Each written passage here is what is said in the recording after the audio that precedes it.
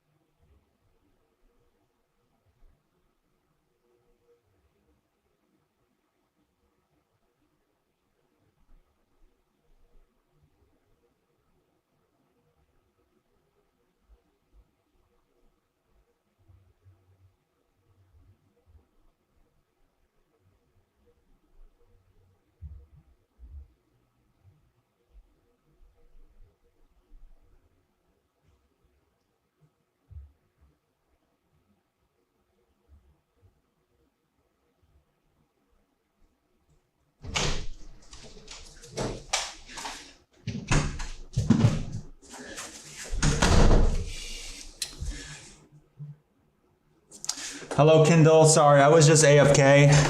I was just getting my phone charger because my phone was about to die.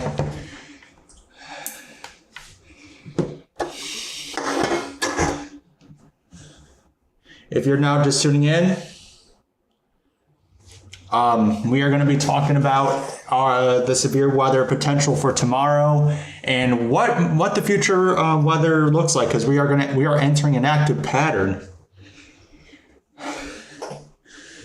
I'm going to get started here in just at 6:40. I just want everyone to feel more comfortable because I don't want to rush myself into the stream or anything.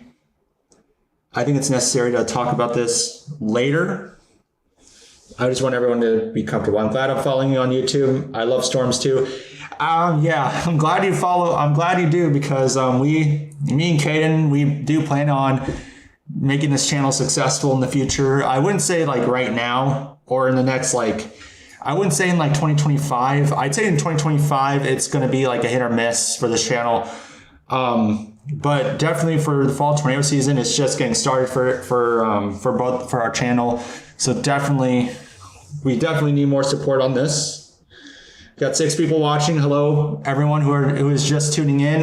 We are going to be talking about the severe weather potential for tomorrow and what's going to happen in the future. So you and Ian are you came from Mr.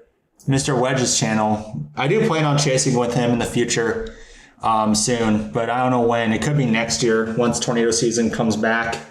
Yeah, I do think that Dixie Alley is going to wake up again next year in 2025. I'd say early spring it's going to wake up.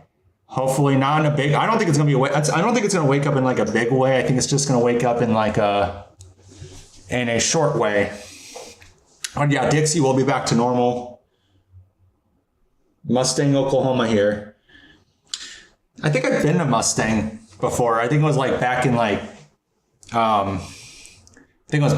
April of 27th, where there was a nocturnal tornado outbreak that occurred in that region, and I saw an EF1 that occurred in like Gary and Calumet, Oklahoma, and that's pretty much it. The daytime was really bad until night occurred.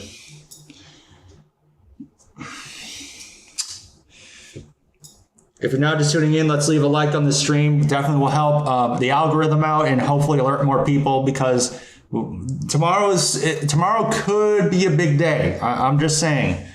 Tomorrow could be a big day for storm chasers, but yet it's going to be a bad thing for the people that live in these areas, including the cities of Kansas City, Topeka, Lawrence, Emporia, Peria, I think that's how you say it. I don't know. Yeah, big time severe weather is about to occur tomorrow.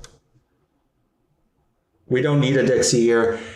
We don't either, but next year definitely is looking like it. Like Dixie Alley is going to wake up. Mississippi, Tennessee, Alabama, Arkansas definitely going to wake up in the early spring hour, or the early springtime. That's when it's like March through April, and then we'll transition to the Great Plains and stuff like that. I think the Midwest will also be awake during the early spring as well, like Illinois, Indiana, Iowa, Missouri. Those states are going to wake up in a very big way next year. I'm worried about Thursday night because of storms, because my kid wants to go trick-or-treating. We'll definitely talk about Thursday's setup, but right now we're going to talk about today and tomorrow's setup in a minute here. So I'm going to talk about that at 6:40 p.m. Central Standard Time. If you're now just tuning in, welcome into the stream. If you have any questions, or if you want to say something in chat, I will happily answer them for you guys. In case I can give you all updates, in case you need in case something were to happen, or what's going to happen. So, all right. So now it's 6:40. We're going to start talking about this setup here. But first, before we start talking about day 2, I want to talk about day 1 here. So here is today's outlook, which I think is currently ongoing, or it could be a nocturnal threat, but either way, here is our day 1 outlook. We got a marginal risk of severe weather due to Great Plains. That's where a trough is ejecting from the Rocky Mountains, definitely causing some isolated severe weather. The main concern is going to be hail and wind. No tornado threat, definitely less than 1%. Of tornadoes will occur, but I mean, if Mother Nature can do her thing, we could see a funnel cloud or maybe a brief tornado. But again, it's just very uncertain what's going to happen. Now here is day 2. So here we got an enhanced risk of severe weather that occurs into Kansas City, or Kansas, parts of Missouri, little bit of Nebraska, northern Oklahoma, under the gun for an enhanced risk. The main concern, so here is our 4 panel here, and the main concern is going to be damaging winds, which it's a non-hatched threat, meaning that the threat is not going to be as significant for the damaging winds, but it's possible that we could see that. However, I don't know if it's going to be the case.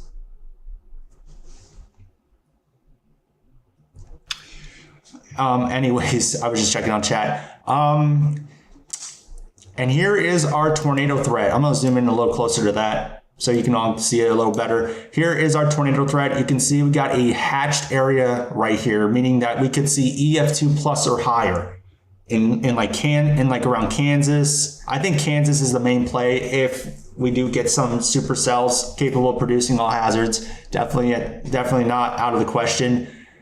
This 5% also extends from down here, from Dallas Fort Worth all the way into Iowa. So this area this is a huge area too, meaning that they could also see the potential for a tornado or two. Definitely need to be weather aware, just in case. I'd say the green area, if you're in the green here, I wouldn't worry too much, but please just be weather aware just in case. That includes my area too. I'm under the gun for severe weather as well, but it's just going to be isolated in nature. I don't think it's going to cause any problems. Definitely going to cause some rain though, and some lightning flashes, but then again, we're going to experience the dying phases of it. Here's our hail threat. Not hatched or anything. It's just a normal 15% hail threat. It's nothing too concerning, but we will definitely see some golf ball sized hail. I don't know if we're going to see baseballs at this point. But here's our wind threat, 30% chance. That's where our enhanced risk is at. Definitely for Kansas City, for Topeka. I would not be surprised if Wichita is included in this. Tulsa might be included in the 30% if the next update comes out. But we'll definitely keep an eye out in case this were to expand. I mean, I wouldn't be shocked if the enhanced risk expanded a little bit down to the south, but again, it's a little uncertain right now. And here is our day 3. They just updated it. I don't know why it did not expand that or marginal risk, but there is a marginal risk of severe weather that extends from the Midwest all the way down to like the Gulf states right here, like Louisiana, Texas, stuff like that. We don't know we don't know like what the main threat's going to be, but it's just going to be wind and hail, and that's it. And day 4 through 8 is predictability or potential too low. Everything is predictability too low. Just letting you know, I did check that early in the morning. Everything. It's predictability too low. So we're going to check our short range models for tomorrow. Let's zoom into the central US, which is the main area of interest. So we're going to go to our 18Z HRRR, see what they have to say about this. And this is just one model run. I don't think this is going to be like, it's not going to, I don't know if this is going to be 100%. We don't know if this is going to be correct or not. So I don't want to spread any panic or anything like that, but here's our HRRR model. And as you can see, you got some early storms firing up in Nebraska. It looks a little messy up there in like Iowa, Nebraska. So the main concern is definitely going to be like damaging winds and maybe even a brief tour. But then again, it doesn't look as impressive up there. But once you get into like later on, you can see storms firing up in Kansas. That's where our most favorable environment is at, right here. And we also got storms firing up in front of this. But I think the main show is definitely going to be the storms right behind this. And the reason why is because there's so much energy in front of this, out in front of these storms. But these storms in particular, I don't know if this is going to be the main cause or the main show here. And then as you can see, it gets even worse tomorrow. Once we get to like 23Z, definitely some discrete cells popping off over here in like Kansas. We might have some sort of cells in Missouri, but again, it's just very hard to tell if it's going to do it. And yeah, look at this. This is around 00Z on the HRRR. Look at these. These are discrete cells. And if you see discrete cells, that's when you're noticing that this is not good. It's not looking really good. Like, you don't want discrete cells in front where everything is favorable for it to absorb. So it's not looking good for the people who live in these areas right here if this were to happen. The reason why I said that is because this seems to be more of a conditional threat than anything. So this is a hit or miss type situation. If we do see discrete cells fire right in front of these storms right here, that's going to cause problems. And we could see a strong tornado or two tomorrow, just depending on what happens. So that's what the HRRR says. And then as they get absorbed by this line of storms, and that's where a damaging wind threat takes place at night. Definitely going to cause it's going to cause some problems, guys. Tomorrow is probably going to be either a big day. It might not happen with tornadic activity. Who knows? And then that will die off and cause no harm whatsoever. So this is what one model shows. I don't know if this might not even be correct. So we're going to check the NAM3K model. Let's see what happens on the NAM3K. So as you can see, we go into Wednesday. Oh, I forgot to check the other environment for, it's fine. But anyways, here's our NAM3K model. As you can see, it doesn't show any discrete storms firing up in front of this line, which actually is good news. But I think the NAM3K is printing out maybe a QLCS spin-ups that could cause significant damage. Definitely something to watch out for if you're in like Topeka, Wichita, cities like that, and even Kansas City as well. They're also under the gun for maybe a QLCS spin-up or two. Definitely they need to be paying attention to that. And then that line of storms just completely continues into Missouri, and then it becomes a little weaker in the early morning hours. Definitely going to cause some rain, which is a sigh of relief. But then again, we don't know the exact details. The NAM3K couldn't end up being correct, and we don't see any discrete cells yet. We could see QLCS spin-ups. I think that's what the NAM3K is definitely printing out here. What about the RFS model? I think no, it doesn't go out that far. We're going to check our 18Z. How did the chase go the other day? So the chase, I'd say the chase was good with structure wise, but then the tornado threat did not verify as much as we thought. However, it was a good chase other than that, but usually during the fall season, whenever you get a low threat, like what happened in Kansas, you don't get much like daytime heating, and it causes the tornado threat to die off completely, and you don't really see much. So that's why that's why I just figured the tornado threat wouldn't be as impressive that day. But then again, it's hit or miss, like really. I'd say if this was during the springtime, let's just say that we could have saw tornadoes happen that day. But then again, fall tornado season, it's very hard to predict sometimes, especially troughs like this. But anyways, here's the RFS model. You can see storms beginning to fire in Kansas. My God, those are beefy cells.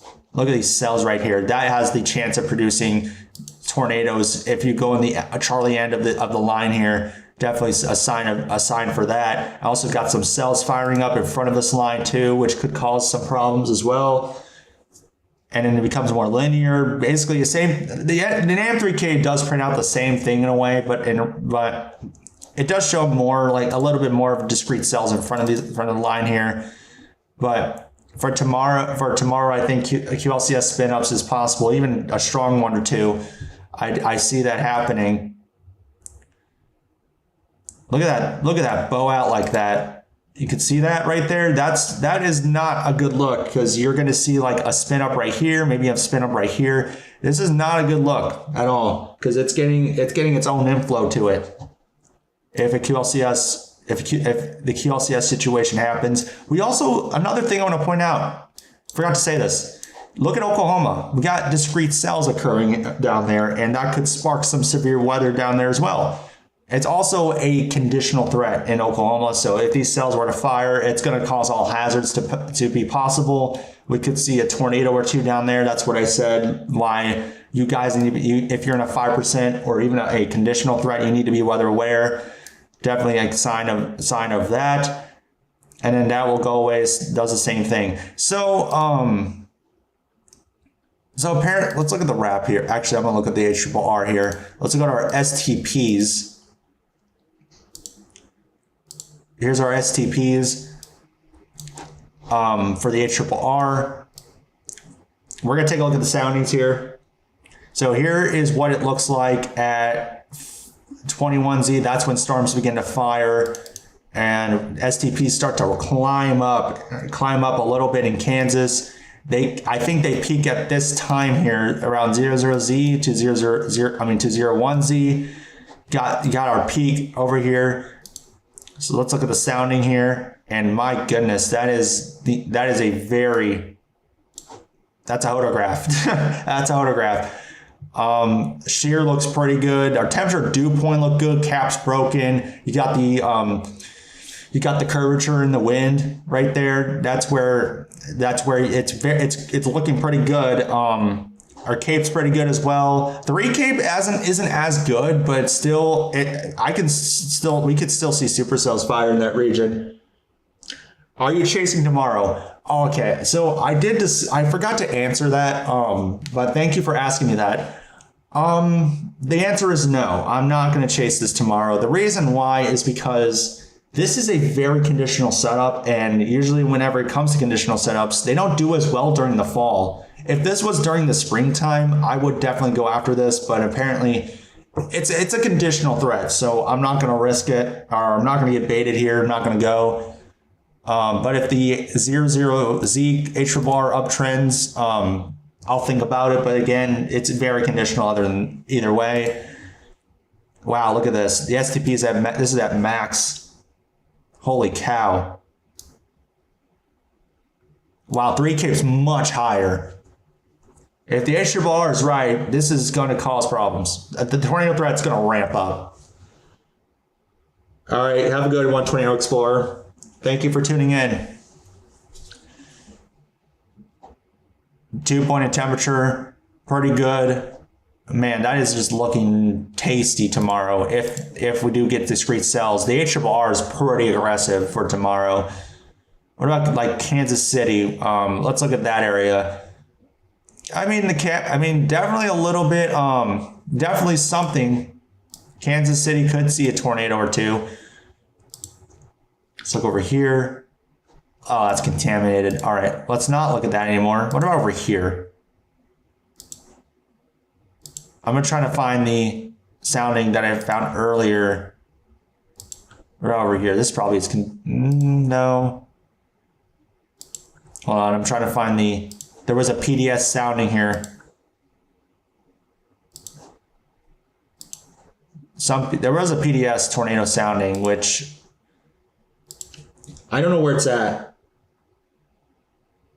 What month is the best time to get your tornado kit ready? I'd say any part of the month is where you need to get your tornado kit ready, because tornadoes can happen anytime. Even threats like this, since we're in the fall, this can happen at any time. Chat, I cannot find, unless it's here somewhere. It's probably this. No, probably up here. I think that's where our PDS sounding, there was a PDS sounding though. Actually, I'm gonna look at my supercell composites. I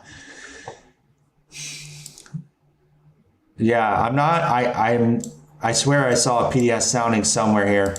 Or over here. No, it just prints out like, okay, I give up. But somewhere in this vicinity right here is where our PDS sounding's at. And usually when it comes to that, it's really like, it's something to keep an eye out on, definitely, but who knows what's going to happen tomorrow.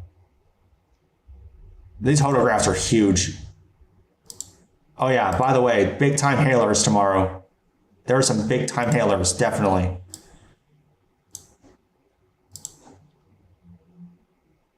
Oh, here it is. I found it. So here is our PDS tornado sounding. 3K, my God, 3K is pretty high. There's not much curvature in the photograph, but that's still like a sign that where it can still rotate. So definitely something to keep an eye out on. Thank you for giving the best advice to keep people safe. I try to, even though there's not a lot of people that tune in, but I do it for the sake of it, you know. I think it's better to do it anyway. But yeah, that's pretty much it. So yeah, no, I'm not chasing this tomorrow, but next week, I'm going to talk about next week here in just a moment once we get the chance. Also for NATOcast, NATOcast also issued the same thing as the Storm Prediction Center has issued. NATOcast is printing out a hatched area of tornadoes tomorrow.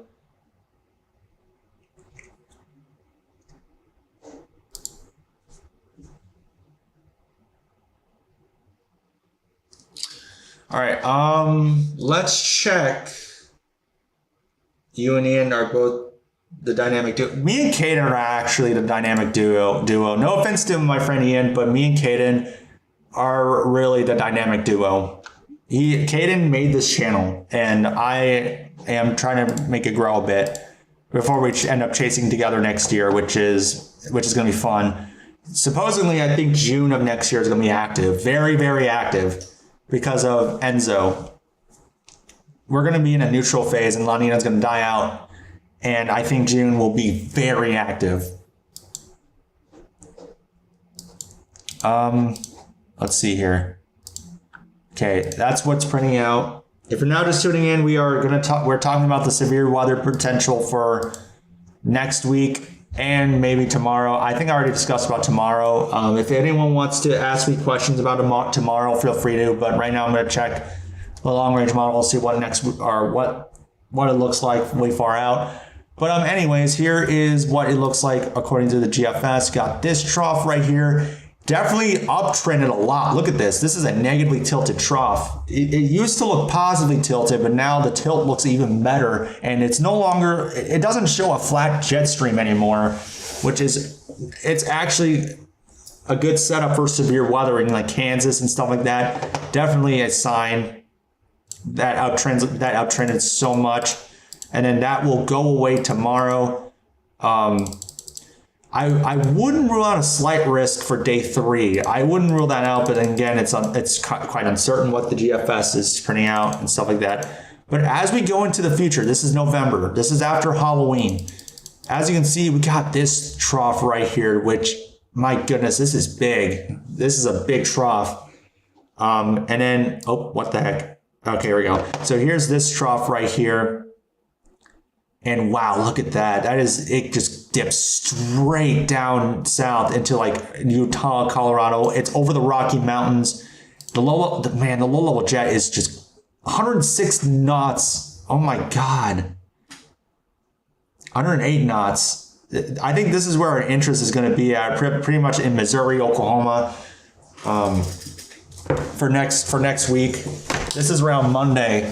So if the GFS continues to uptrend, I wouldn't be shocked if the Star Prediction Center issues something here, like a 15% chance somewhere around here. But right now, it's still uncertain because this is like 144 hours out. I don't know if this is going to happen, or I don't know if this is going to be legit, but we're going to see what happens here. But it's at this time, it's starting to get a little bit accurate, and that is kind of scary to look at, because I don't want to scare anyone here, but if this continues like this, we might see a big time. I mean, this screams severe weather outbreak to me. This trough screams severe weather outbreak. It's looking pretty concerning, and it still looks concerning as we get closer into like Tuesday. Man, it's going to cause like some sort of severe weather in like Missouri, Illinois, Michigan. The Ohio Valley might also get severe weather as well. Definitely a sign something to keep an eye out on next week. And then after that one, we got another one, but this one's positively tilted, but don't let that fool you. Positively tilted troughs can cause severe weather in its own way. So don't let that fool you, even though we're 200 hours out. It's not accurate. But then my goodness, it starts to like become very concerning, and then it just sits there and does its own thing. But yeah, my goodness, next week's looking pretty dang crazy. Now, I would check the soundings, but again, the soundings are really bad when it's like that far out. They're not as accurate. So let's look at the moisture here for next week. As you can see, we got Wednesday set up. You don't really need you don't need an organized dry line for severe weather during the fall. You can still get severe weather. But yeah, the dry line's Oklahoma has a better dry line. However, it's still conditional either way. So definitely something to eye on. And then once we get into next week, here's our moisture. It just builds back up. Here's what Sunday looks like. Got an organized condition. Might have a conditional threat occur in like next Sunday. Got a very sharp dry line there. And then for Monday, wow, look at that. Look at that. You got dew point 65 on the other side, 55. Definitely a concerning sign of possible severe weather once again. But this one looks way bigger than tomorrow. It's giving us soundings of a decent tornado threat for next week. Somewhere around Oklahoma and Arkansas, maybe even Missouri or Texas too. So this is something to eye on. Wow, that just pushes itself like to the east, man. And then and here's our other trough. That's going to might have caused severe weather in like Texas or something, or maybe even Dixie Alley could receive its first time severe weather in a long time. So definitely a sign of concern, or not that I'm concerned about this. I don't know if this is going to happen. But the only days I am actually a little worried about is tomorrow and next week. You can see how the dry line you can see how the 66 dews get just pushed to the east. This is a sign of something occurring here. Although the Cape isn't as high, usually during the fall season, Cape is super bad, and usually the short range models just uptrend the crap out of it. But this is looking pretty dang favorable. Like I said, this trough screams severe weather outbreak for me for next Monday. I think Sunday will be conditional, and then Monday's gonna be the bigger day, and definitely gonna keep an eye out on that day just in case. We do need to chase this, but that's the real reason why I'm not chasing tomorrow. It's risky. Don't want to do it. But the next Monday could be a bigger day, and that's why I'm saving that money and time to deal with next week. This low level jet, man, I cannot describe what this is. This is beyond bonkers to me. You can see it's like tilted negatively too. This could be a big day. This probably is like the final trough before 2024 ends, if this were to happen. Or maybe this one, who knows? Multi-day severe weather event could occur. When I was growing up, I always wanted to be a meteorologist, but I never had the time or brains for it. You can still try to. I don't give up. This is what I'm saying. I don't like when people give up on their dreams. Don't do it. It's not worth it. This is why I want to continue storm chasing. I'm not giving up on that dream. I want to be a successful chaser because I want to help people. I want to do. I'm even though I'm a social media type person, I would love to learn more about this and get better at it. I'm grateful it's not going to rain. Yeah, I mean, we do need rain though. We do need the rain. It's definitely needed. Let's look at the NAM here. I think hopefully it prints out a better example on what this next trough looks like instead of like tomorrow's trough. I mean, NAM is just printing out. Yeah, this is looking pretty dang favorable. Well, it doesn't print out that far out though, but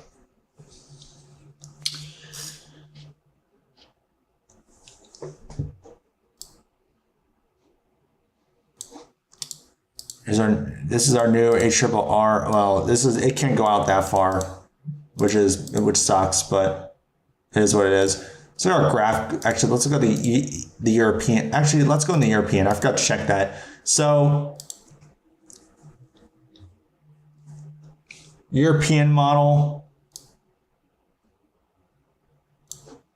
Wow, the jet stream still shows the same thing, and then next week. Oh wow, next week. Oh wow, the European shows it being more. It's more like delayed in a way. It shows it being a little delayed, and then you got this trough here that could spark severe weather as well. But then again, European, it's a little uncertain with it. If the European's right, and it shows a little delay on Tuesday, we could see a severe weather threat on Tuesday instead of Monday. And then this trough it's going to be a cutoff low here. And it just stays there. So lots of uncertainty with that trough, but the most certain troughs we're dealing with is tomorrow and next week's trough, or storm systems. Well, it was nice talking to you. I'm great. Thank you for tuning in. I'm probably going to wrap it up here soon because I think it's better to wrap it up right now because I got to get in a call with Lucas here. We plan on calling together and see if we're going to chase this tomorrow or not, but I don't think I'm going to.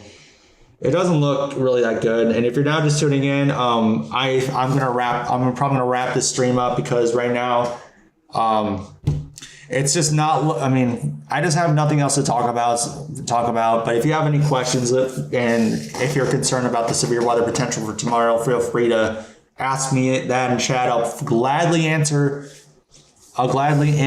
in chat. In case. If nobody knew yet, here's our outlook for tomorrow. If you have any questions, let me know in chat. I'll answer them. Let's see here. I'm going to check my Discord or Twitter.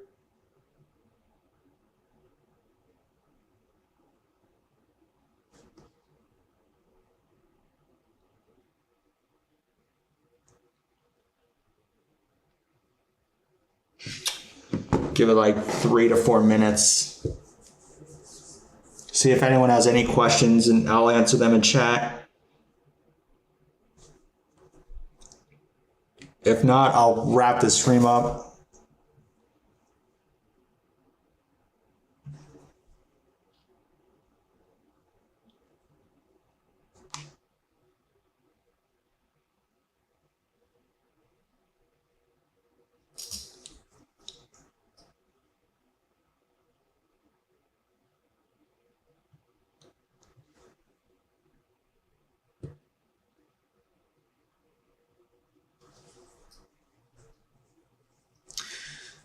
I'm wondering if they're gonna make the enhanced risk a bit bigger for like tomorrow in Oklahoma. Hopefully that's not the case. Hopefully that doesn't happen, because that means more cities like Tulsa and stuff like that are included, which wouldn't be good.